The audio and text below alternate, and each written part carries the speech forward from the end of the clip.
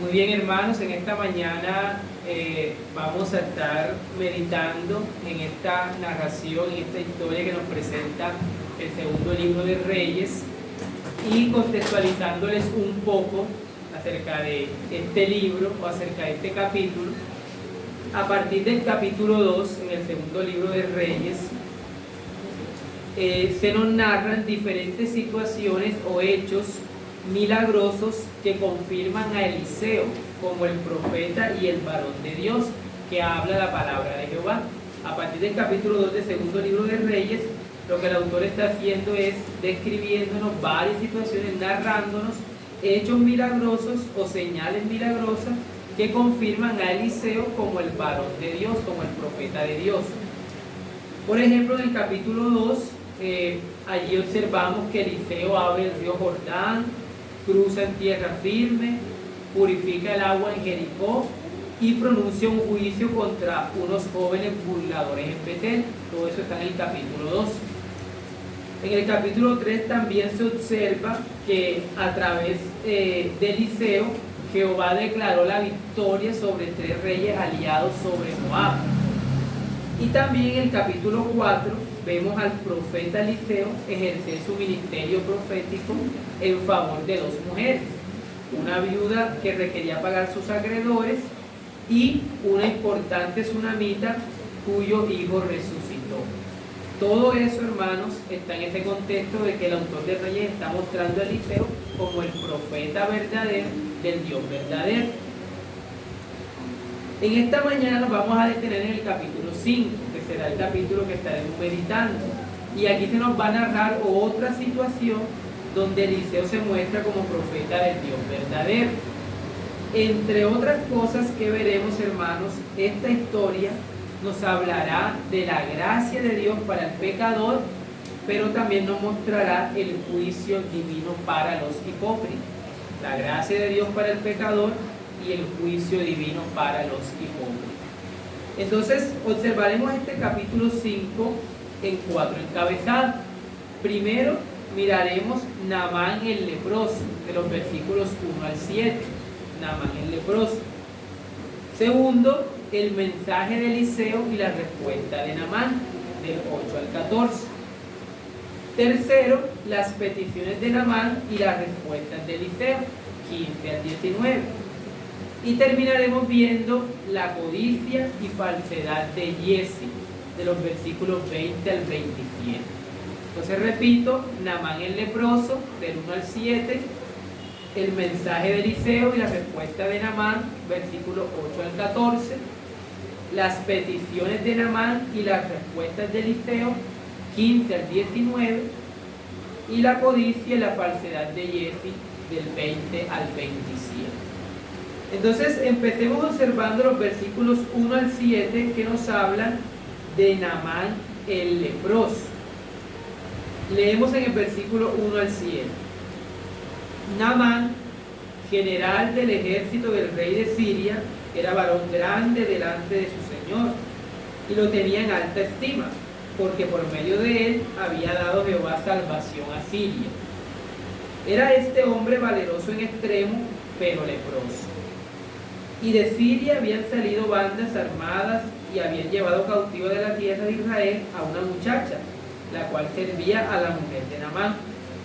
Esta dijo a su señora: si rogase mi señor al profeta que está en Samaria, él lo sanaría de su lepra. Entrando Naamán a su señor, le relató diciendo: así y así ha dicho una muchacha que es de la tierra de Israel. Y le dijo el rey de Siria: anda y ve, y yo enviaré cartas al rey de Israel. Salió pues él llevando consigo 10 talentos de plata y 6,000 piezas de oro y 10 mudas de vestido.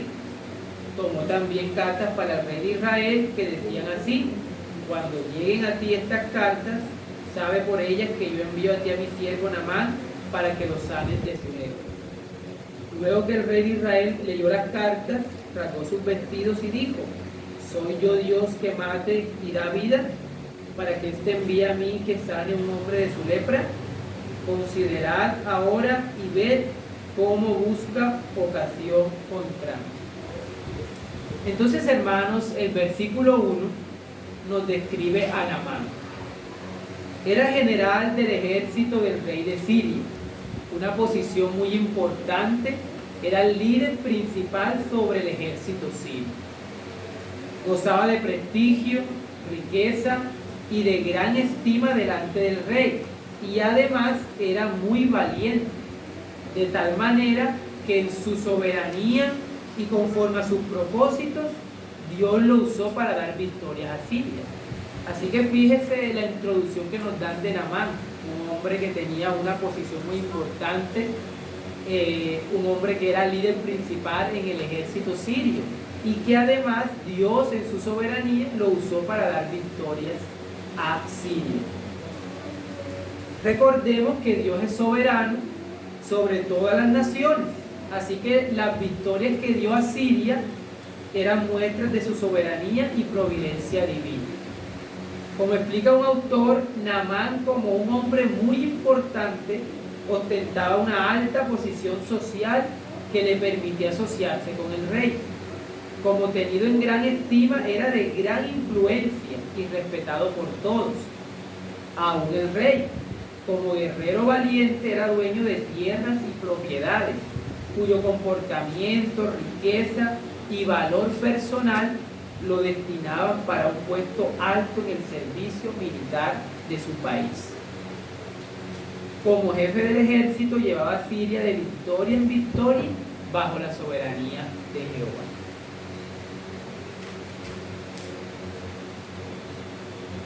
Sin embargo, hermanos, a pesar de toda esta descripción tan prominente que este hombre poseía, la Biblia nos dice allí en el versículo 1, al final de toda esta introducción, dice: este era hombre valeroso en extremo, pero leproso. Aunque poseía prestigio, riqueza, grandeza y autoridad, Naamán era un hombre condenado porque bajo su uniforme se escondía el cuerpo de un leproso. Era un hombre valeroso en extremo, pero leproso. Como amplía otro autor, Naamán tenía mucho a su favor, pero lo que tenía en contra de él era devastador. No importaba qué tan bueno y exitoso fuera todo lo demás en la vida de Naamán, era un leproso. Tenía una enfermedad en la piel. De ser en Israel, si él hubiese estado en Israel, lo hubieran excluido de la santa presencia de Dios, como lo mandaba Levítico capítulo 13, toda esa orientación que se daba para los leprosos. Él tenía que ser excluido. Algunos sugieren que en el Antiguo Testamento había una variedad amplia de enfermedades clasificadas como lepra. Quizá la de Naamán era una de las que creaba menos barreras para el intercambio social. Quizá la que él tenía no le impedía ejercer ese cargo como líder en el ejército sirio. Y además estamos hablando de Siria, no de Israel. Así que quizás la lepra a la que hace referencia aquí este texto era una que le creaba menos barreras sociales o de intercambio social a este hombre. Sin embargo, aquí había una pesada carga sobre su grandeza y el texto lo está diciendo. Era leproso, aunque era líder, aunque tenía alta estima entre los que lo rodeaban, pero leproso.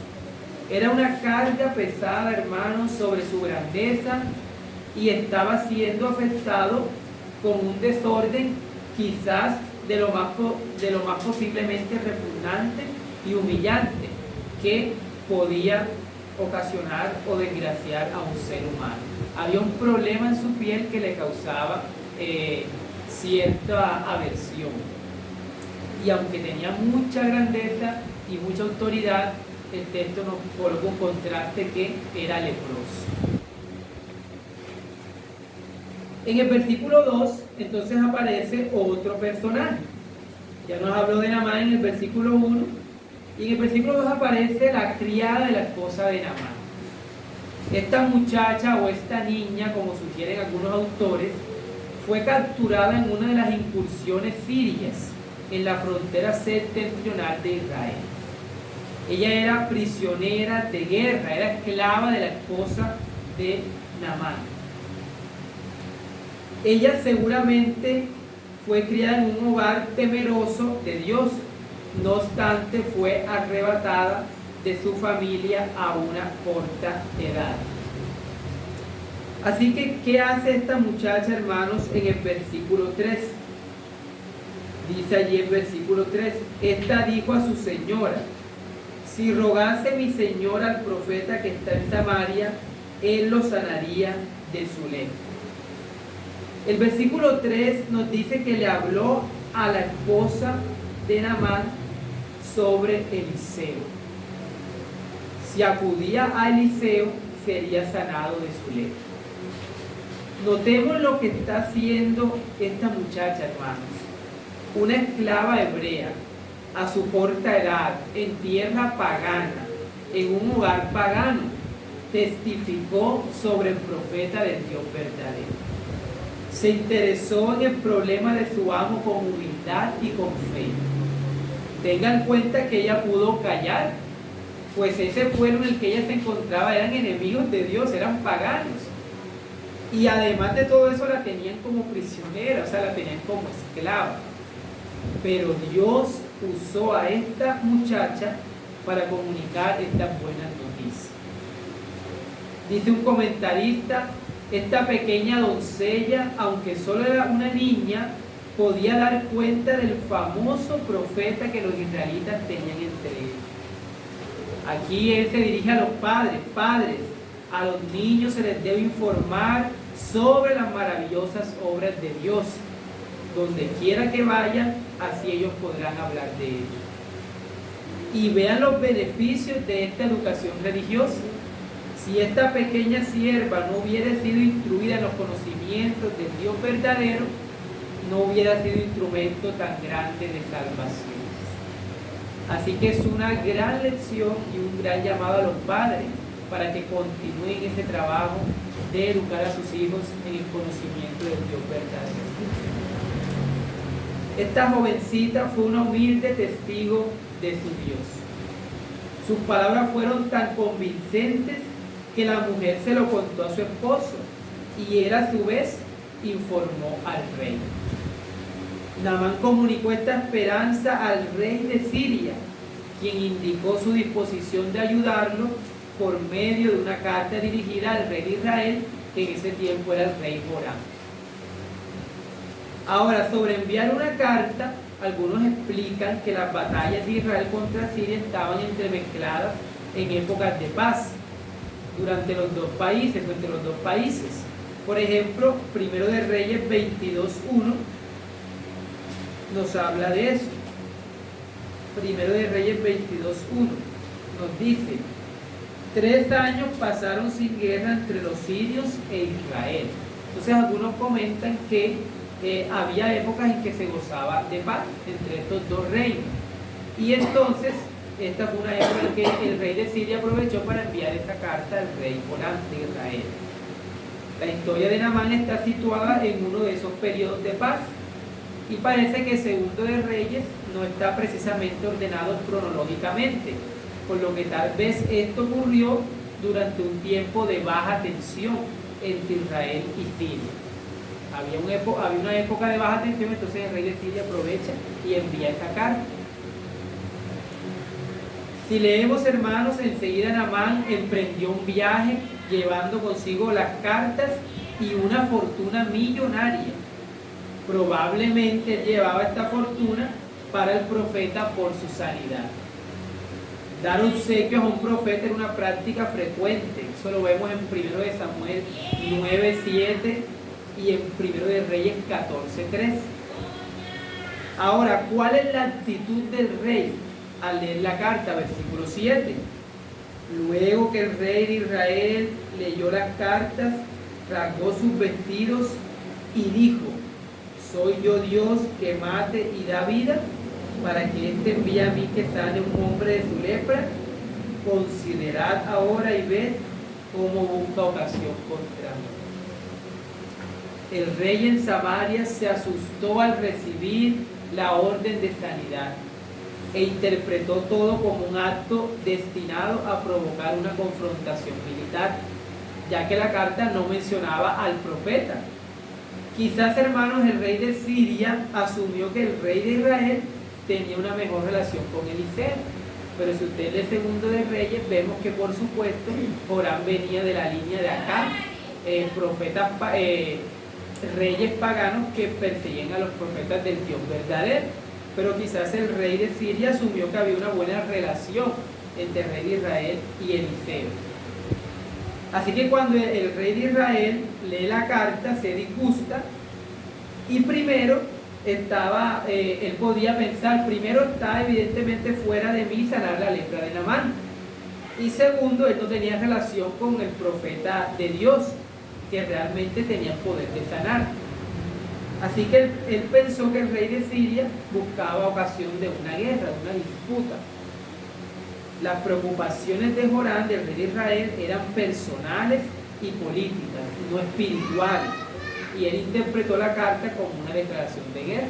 O sea, ahí también vemos cómo era el estado del rey de Israel en ese momento. Miró todo desde todas las perspectivas, menos la perspectiva espiritual. Él pensó que el rey de Siria lo estaba instando a una guerra, a una confrontación. Dice otro autor que según una práctica antigua entre la gente oriental, el objeto principal solamente era mencionado en la carta que llevaba a la persona interesada.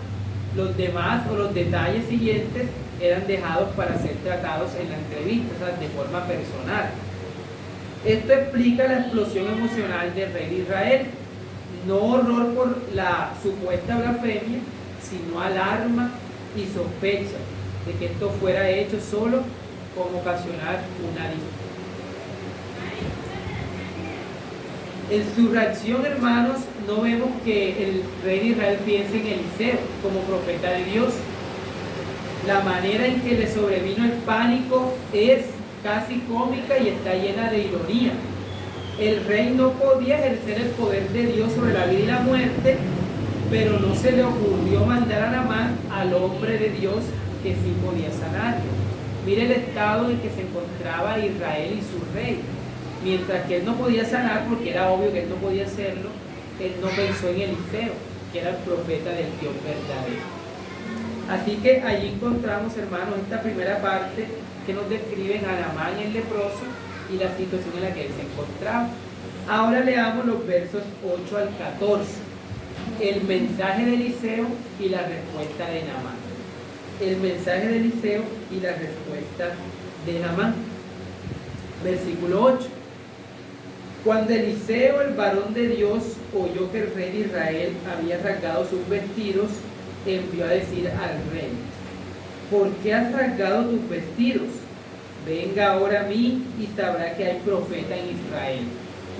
Y vino Naamán con sus caballos y con su carro y se paró a las puertas de la casa de Eliseo. Entonces Eliseo le envió un mensajero diciendo: ve y lávate 7 veces en el Jordán y tu carne se te restaurará y serás limpio. Y Naamán se fue enojado, diciendo: he aquí yo decía para mí, saldrá luego y estando en pie invocará el nombre de Jehová su Dios y alzará su mano y tocará el lugar y sanará la lepra. Habana y Farfar, ríos de Damasco, ¿no son mejores que todas las aguas de Israel? Si me lavare en ellos, ¿no seré también limpio? Y se volvió y se fue enojado. Mas sus criados se le acercaron y le hablaron diciendo: Padre mío, si el profeta te mandara alguna gran cosa, ¿no la harías? ¿Cuánto más diciéndote lávate y serás limpio? Él entonces descendió y se zambulló 7 veces en el Jordán, conforme a la palabra del varón de Dios, y su carne se volvió como la carne de un niño y quedó limpia. Hermanos, el profeta estaba en su casa en la ciudad de Samaria, el profeta Eliseo, pero sabía lo que el rey de Israel había dicho y hecho en su palacio. Le reprende ante tal acción de rasgar sus vestiduras y le hace saber que Naamán puede acudir a él y saber que hay profeta en Israel. Sí, había un rey en el trono, pero también había un profeta en Israel. El rey no podía hacer nada por Naamán, pero el profeta era un canal del poder del Dios verdadero. Así que el profeta reprende al rey por esa acción que hace. Dice el versículo 9 que Naamán llega a casa del profeta Eliseo, pero el profeta sabía que Naamán tenía que ser humillado antes que pudiera ser sanado. Acostumbrado quizás al protocolo del palacio, este estimado líder esperaba ser reconocido públicamente, pero Eliseo ni siquiera salió de su casa para darle la bienvenida al hombre. En su lugar envió un mensajero para que comunicara a Naamán que viajara 32 millas hasta el río Jordán y se sumergiera 7 veces en él. Entonces él sería limpiado de su lepra. Noten, hermanos, que no se le recibe personalmente. Eliseo no recibe a Naamán personalmente y le manda a decir que vaya y se sumerja 7 veces en el río Jordán. Instrucciones sencillas, pero que tocaban profundamente el orgullo de este importante general. Estas simples instrucciones demostraron con claridad que no era Naamán quien controlaría su liberación de la lepra, aun con todo su gran poder, influencia y riqueza. Sería Dios. Su reacción, por supuesto, es de enojo e ira, pues ya Naamán tenía pensado cómo el profeta le sanaría. Los versículos 11 al 12 lo describen de esta manera. Ya Naamán tenía visualizado la manera en que Dios obraría y le sanaría de su lepra. Tanto las órdenes del profeta como la falta de protocolo en el recibimiento de un alto funcionario con caballos y con carrozas, porque él llega así donde Eliseo. Todo lo que se omitió, todo ese protocolo y esa orden que da Eliseo, todo eso enfurece al rico guerrero valiente. Naamán esperaba que el profeta actuara como un mago o exorcista, que en su presencia pronunciara unos encantamientos, pero al no hacerlo se sintió ofendido y como buen patriota pensó en los ríos cristalinos de su propio país. Él menciona allí en el versículo 12, Abana y Farfar, ríos de Damasco, ¿no son mejores que todas las aguas de Israel? El flujo del río Abana, que se menciona en el versículo 12, atravesaba la ciudad de Damasco, y el Farfar fluía paralelo a una corta distancia al sur. Por otro lado, las aguas del río Jordán, normalmente de color oscuro, corrían llenas de lodo entre barrancas lodosas. Así que notes, hermanos, cómo Dios está tratando con este hombre. Otro autor nos dice, Naamán ya lo tenía todo resuelto. En su gran necesidad anticipó la forma en que Dios obraría y se ofendió cuando Dios no obró de la manera en que él esperaba. Debido a que sus expectativas de cómo debía obrar Dios fueron destrozadas, Naamán no quiso vínculo alguno con Eliseo. Se va enojando. Si la respuesta estaba en lavarse en un río, Naamán sabía que había mejores ríos en su propia tierra. La causa básica de su ira, por supuesto, era el orgullo. El Señor ya había estado trabajando en el orgullo de Naamán y había más por venir. El rey de Israel no pudo curarlo. El profeta no fue a la corte ni salió a recibirlo con grandes protocolos. Y tenía que sumergirse en el sucio río Jordán no una vez, sino 7 veces. Y él, ¿quién era? Un gran general y segundo al mando sobre la nación de Siria. Ese es el problema, dijo un evangelista cuando predicaba sobre este pasaje.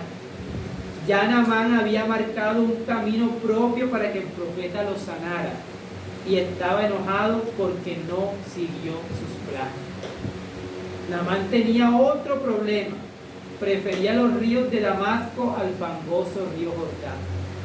Pensó que su curación vendría del agua, por lo que era lógico que cuanto mejor era el agua, mejor era la curación. En el pobre razonamiento de este hombre que aún no conocía el Dios verdadero.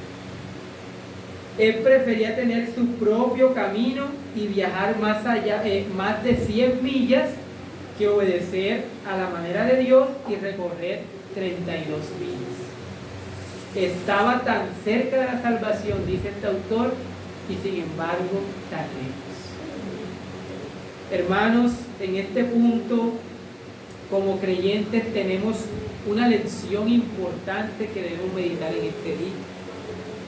Piense por un momento, hermanos, cuántas veces has actuado como Naamán. ¿Acaso no actuamos como Naamán cuando las cosas no nos salen como ya las hemos organizado? Cuando oramos por cualquier situación en nuestra vida y clamamos a Dios esperando que suceda lo que ya hemos resuelto hacer, y entonces creemos que Dios tiene que actuar según nuestros deseos. Somos como Naamán cuando nos resistimos ante los mandatos claros, explícitos y sencillos de la palabra de Dios, porque eso fue lo que le dijo el profeta: allí está el río Jordán, sumérgete 7 veces, no más. Pero cuando nos resistimos a esos mandatos claros de la Escritura, porque nuestro orgullo es muy grande para humillarnos y reconocer que no somos nosotros sino Dios el dueño de nuestro camino, actuamos igual que Naamán. Mire que somos fáciles y rápidos para decir que la voluntad de Dios es buena, agradable y perfecta, pero cuando nos corresponde vivir eso, hermanos, ahí brota el orgullo, la ira, el descontento y otros pecados, porque en realidad no hemos entendido que no son nuestras formas, no son nuestros métodos, no son nuestras ideas de Dios, sino que Él hace como quiere para nuestro bien y para su gloria. Por tanto, en este punto se nos enseña que debemos desechar el orgullo y aprender a someternos a la voluntad de Dios. Cualquiera que sea nuestra situación, hagamos lo que Dios nos ordena en su palabra, aunque como Naamán nos parezca muchas veces ilógico, seguramente será lo mejor. Aquí podemos revisar Proverbios capítulo 3, 5 al 7. Un hermano nos puede leer ese texto, Proverbios capítulo 3, 5 al 7.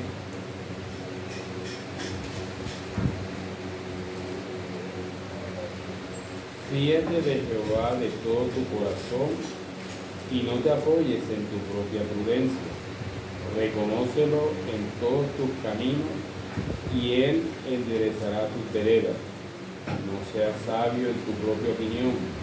Teme a Jehová y apártate del mal. Esa es la exhortación del Señor. No seamos sabios en nuestra propia opinión. Meditaba mucho en la actitud de Naamán, porque es que así somos en nuestra vida diaria. Hay cosas que están en la Escritura claras, sencillas, y muchas veces nos parecen ilógicas. ¿Cómo vamos a hacer eso?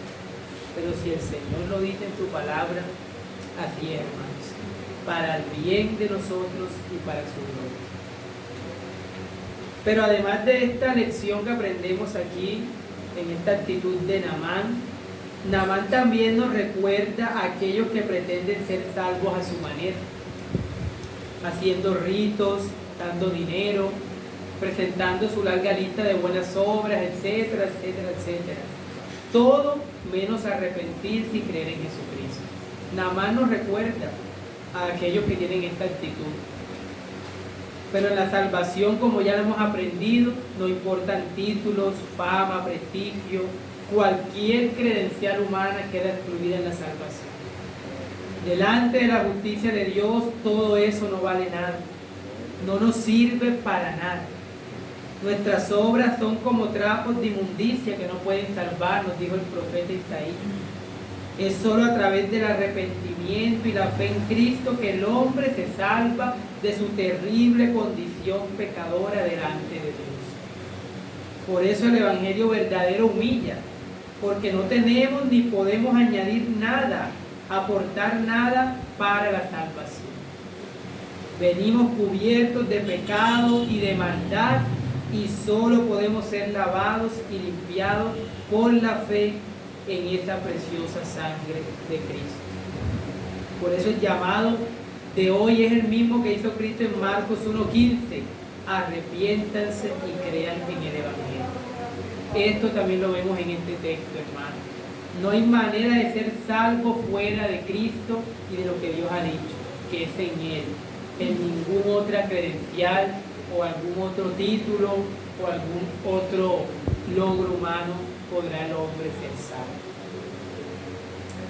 Regresando entonces a la narración, observamos en los versículos 13 al 14 a Naamán obedeciendo el mandato. Versículos antes hemos visto cómo en su orgullo se resiste, pero ahora hará lo que el profeta ha dicho. Dice, ¿verdad?, el versículo 13, allí en el capítulo 5.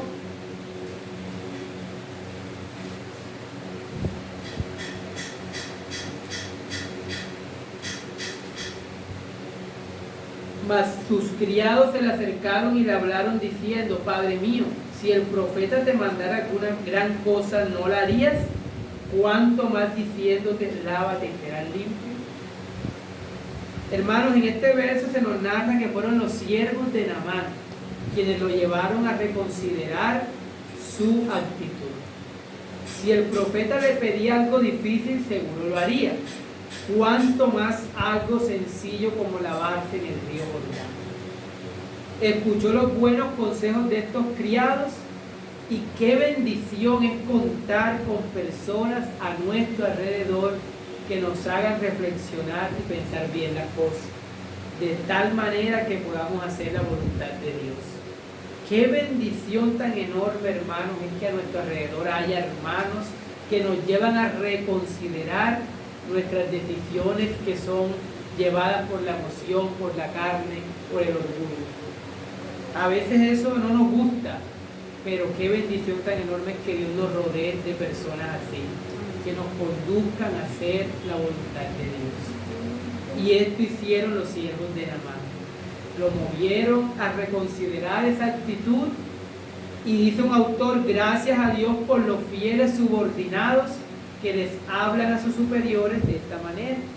Naamán evidentemente estaba enojado, sin embargo fueron lo suficientemente osados como para darle el buen consejo que necesitaba escuchar. Así, Naamán se zambulló 7 veces en el río Jordán, hizo conforme al varón de Dios había ordenado y entonces su carne quedó limpia, como la de un niño. Se convenció que valdría la pena tragarse el orgullo y la arrogancia, se sumergió 7 veces en el Jordán. Como consecuencia, conforme a la palabra del profeta, su piel se restauró como la de un jovencito. Naamán hizo exactamente lo que Eliseo le dijo que hiciera. Por lo tanto, podemos decir que cada zambullida en el Jordán fue un paso de fe, de confianza en la palabra de Dios a través de su profeta. Por ejemplo, un autor vio a Naamán atacado por 2 enemigos: el yo orgulloso, quien internamente demandaba que Eliseo saliera a verlo, y el cuestionamiento malvado, que lo hacía preguntarse por qué debía lavarse en el río Jordán cuando tenía mejores ríos en su tierra. 2 enemigos feroces, el yo orgulloso y el cuestionamiento malvado. Sin embargo, Naamán superó estos 2 grandes enemigos e hizo lo que Dios le pidió que hiciera. De hecho, hermanos, Jesucristo habló sobre Naamán. Vayamos a Lucas capítulo 4, 27 al 28. Lucas capítulo 4, 27 al 28.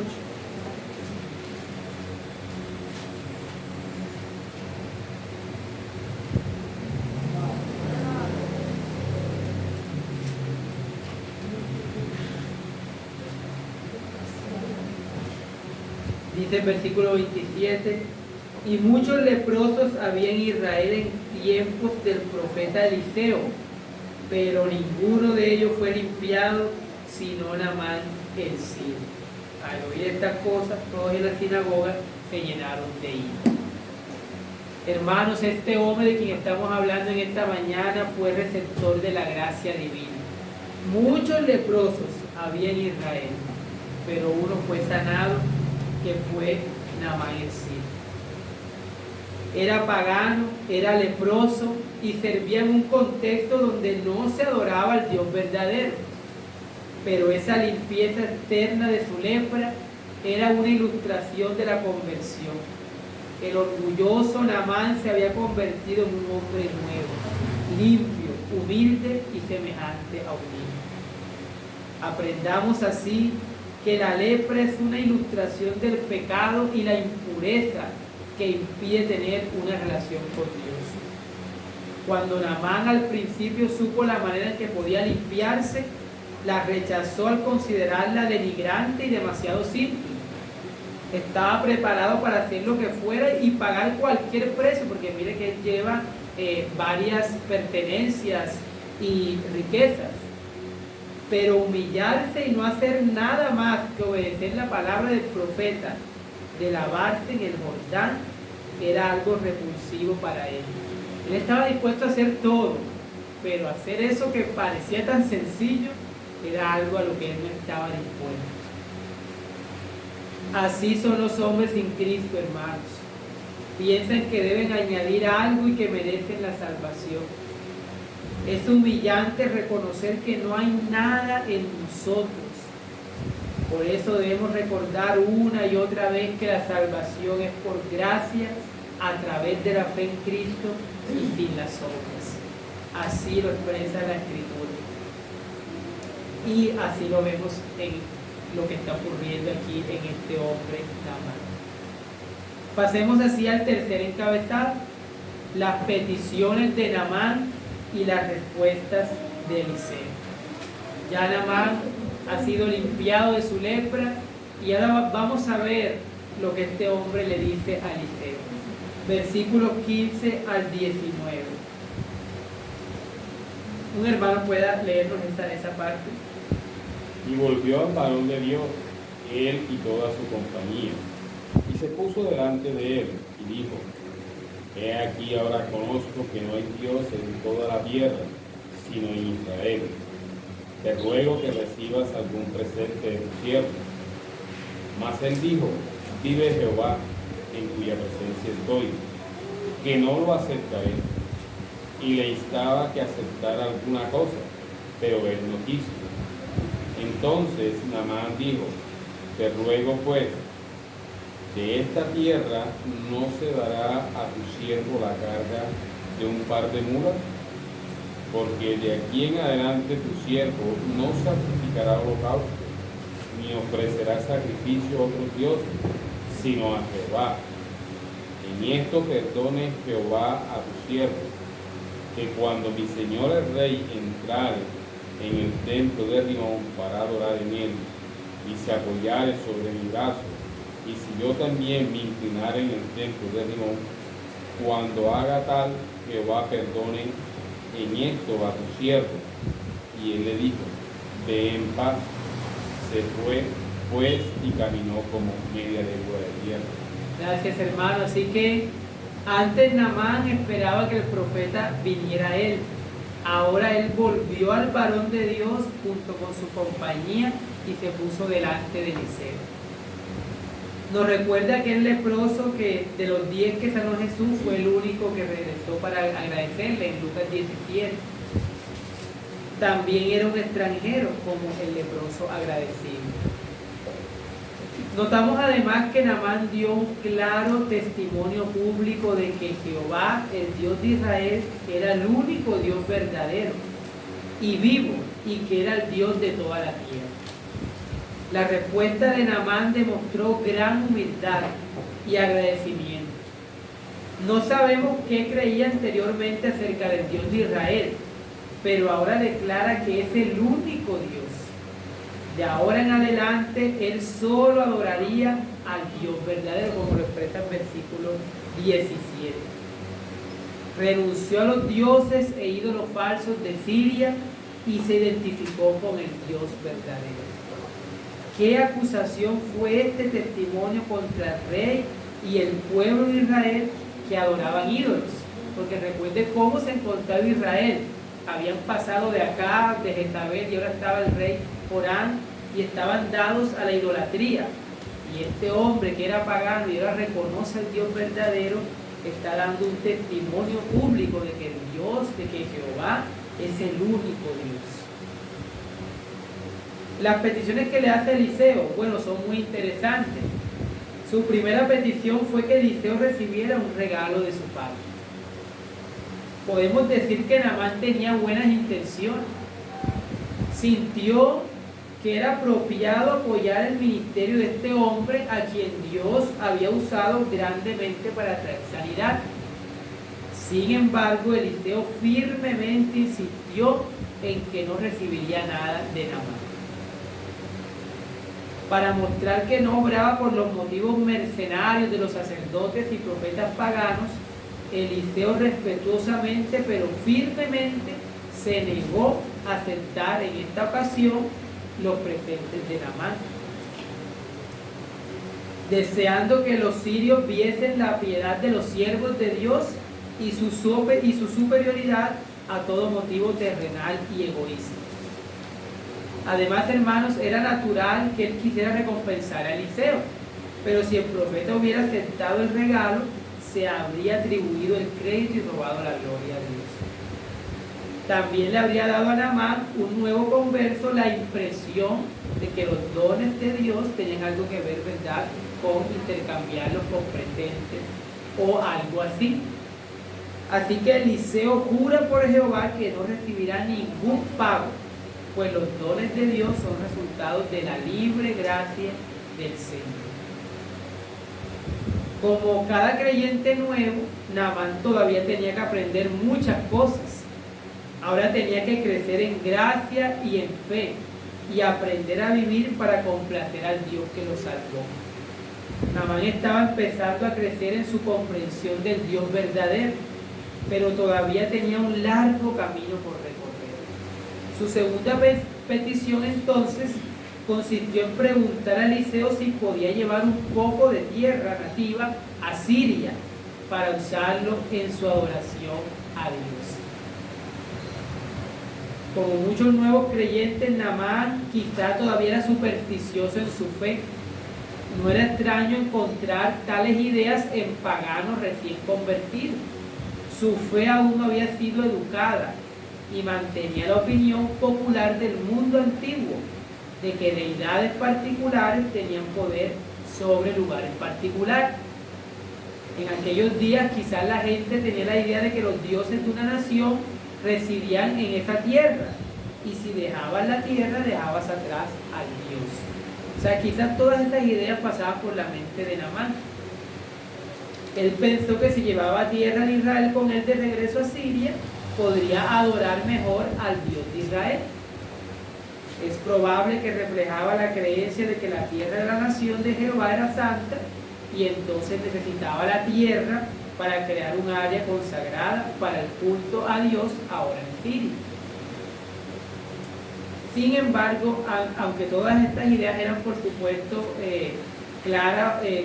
claramente evidencias de que Naamán todavía tenía que aprender muchas cosas en cuanto a la adoración, hermanos, tengan en cuenta que tomar esta tierra era un acto valeroso por parte de Naamán, porque su rey y sus amigos allá en Siria seguramente le preguntarían a Naamán qué significaba todo esto, y él tendría que hablarles de su fe en el Dios de Israel, en el Dios verdadero.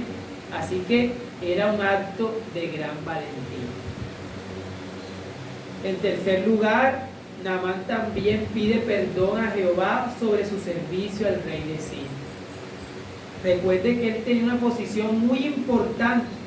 Él ahora confiaba y creía que Jehová era el Dios verdadero, pero debía continuar con sus funciones y se vería de alguna forma involucrado en la adoración que el rey hacía al falso dios Rimón, la deidad nacional de Siria.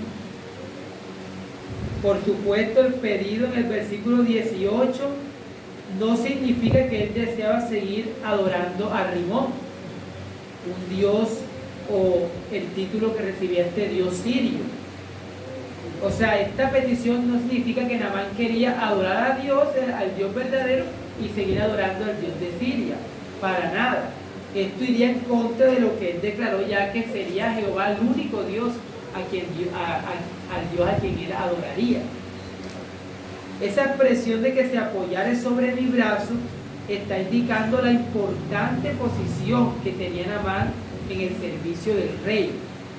Era su mano derecha. Naamán era la mano derecha del rey de Siria. Explica un autor que el rey sirio esperaría que Naamán continuara con sus altos oficiales como comandante del ejército. Esto incluía acompañar al rey al templo de Rimón, el equivalente a Baal. Naamán estaba dispuesto a realizar este ritual de manera externa, pero quería que Eliseo supiera que su corazón ya no estaba allí. Él ahora adoraba al Dios verdadero. Lo interesante de todo esto, hermanos, es la respuesta que da Eliseo. ¿Qué responde el profeta? Mire que él les dice allí, versículo 19, y él le dijo, ve en paz. Eliseo reconoce la encrucijada que tenía Naamán, así como el anhelo de su corazón, por lo que lo despide en paz, dando a entender que todo estaría bien. Es interesante que Eliseo no lo haya sermoneado ni lo haya amonestado, sino que simplemente dijo, ve en paz. Esta fue la bendición que los judíos invocaban cuando la gente comenzaba un viaje. Al dar una aprobación general sin decir sí o no, parece que Eliseo dejó el asunto entre Naamán y Dios.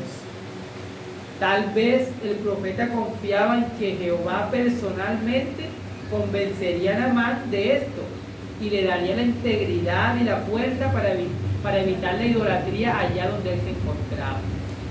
Sencillamente le tocaba a Naamán vivir su fe lo mejor que podía, bajo el dominio y la voluntad de Dios, dentro de una sociedad donde la mayoría era pagana. Seguramente el profeta oraría por él y confiaría en Dios para usarlo en su nuevo ministerio en Siria. Y todo este pasaje, hermanos, nos debería hacer más comprensivos y orar por los que tratan de servir a Dios en un medio donde hay gente pagana y de otras creencias.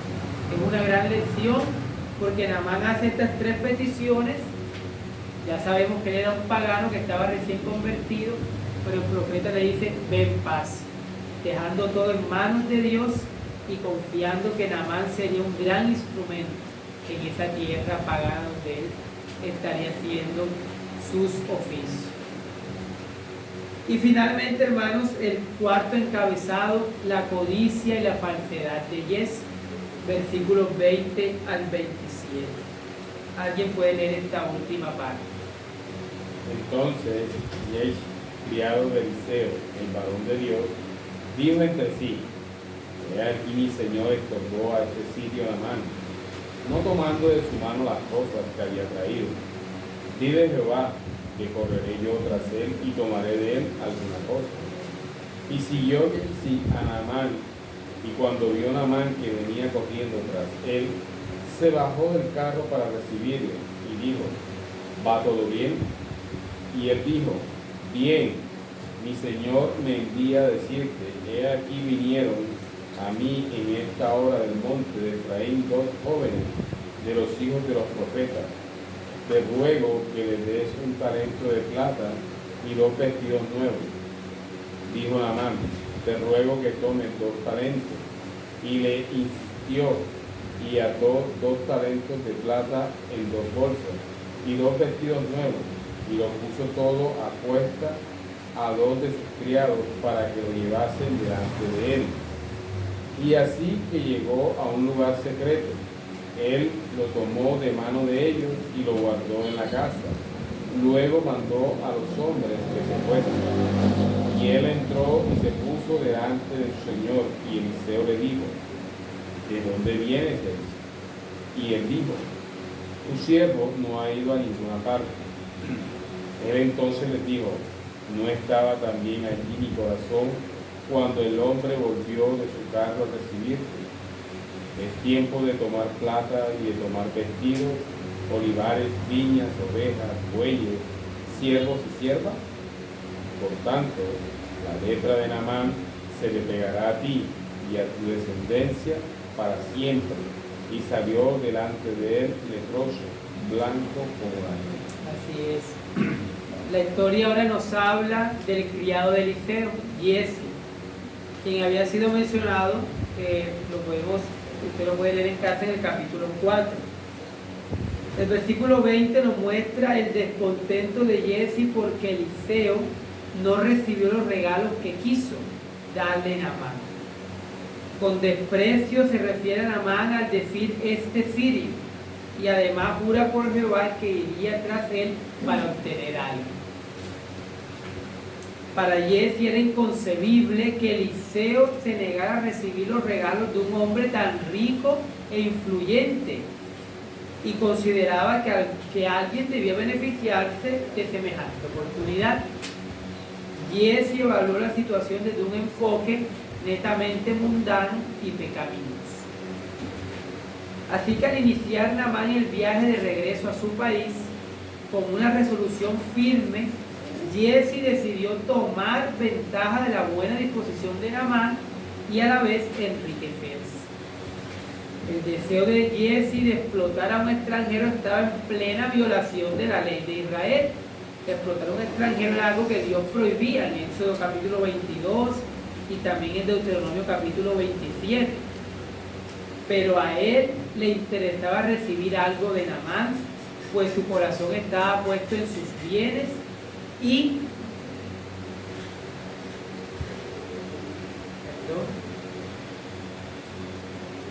riquezas materiales y no en Dios.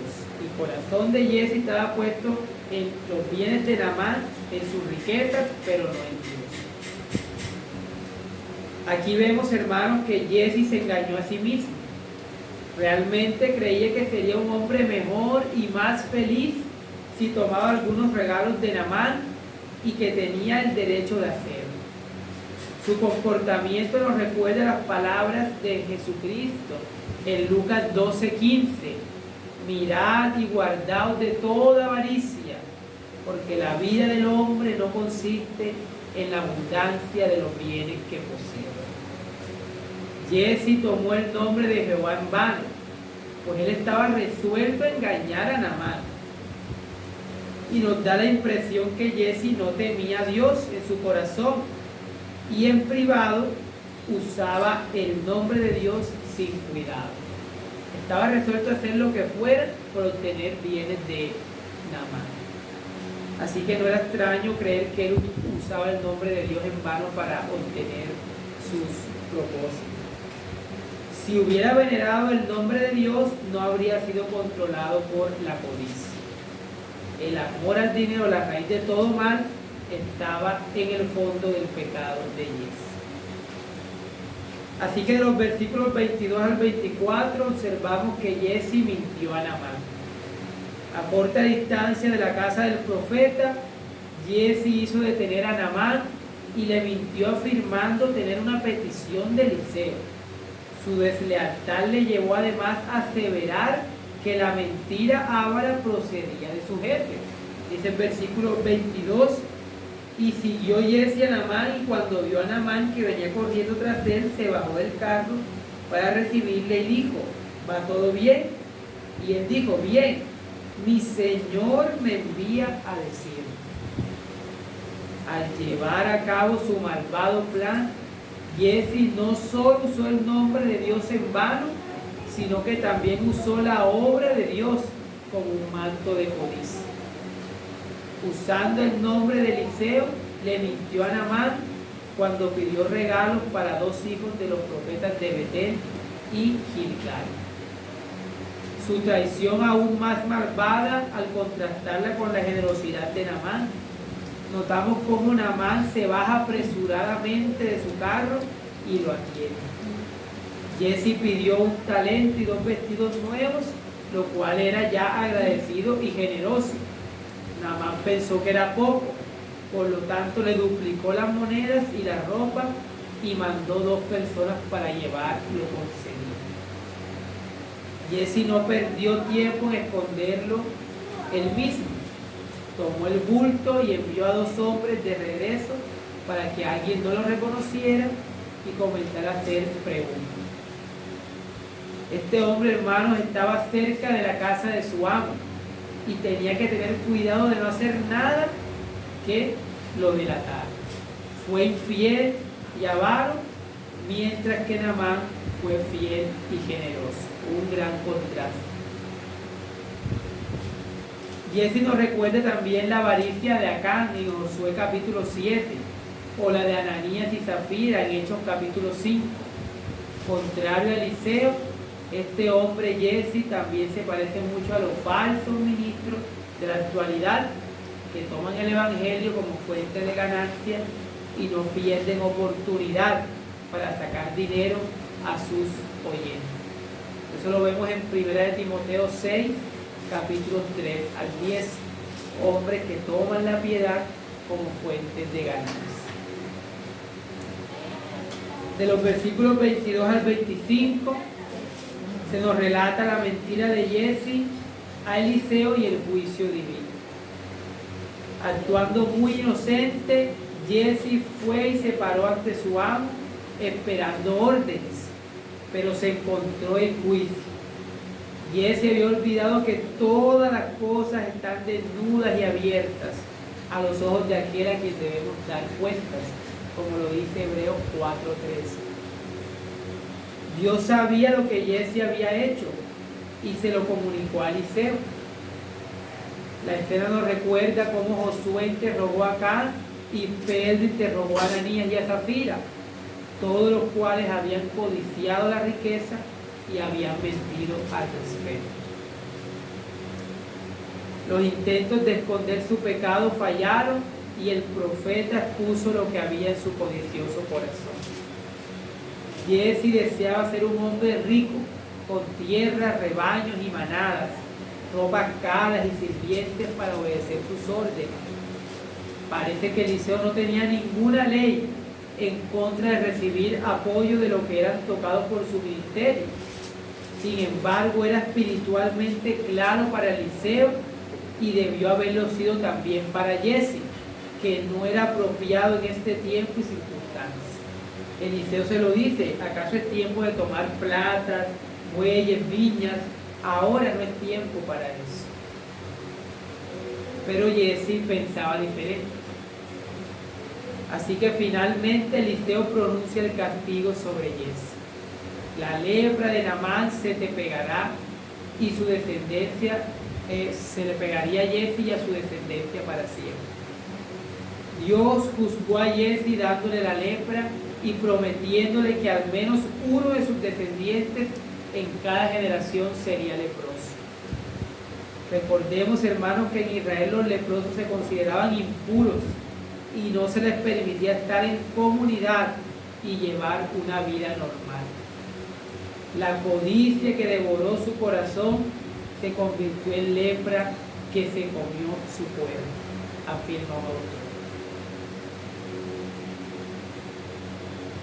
No es un momento para aumentar nuestra riqueza cuando solo podemos hacerlo de la manera que deshonra a Dios. Giezi fue castigado. Si tendría el dinero de Naamán, tendría su enfermedad con él. ¿De qué se benefició Giezi?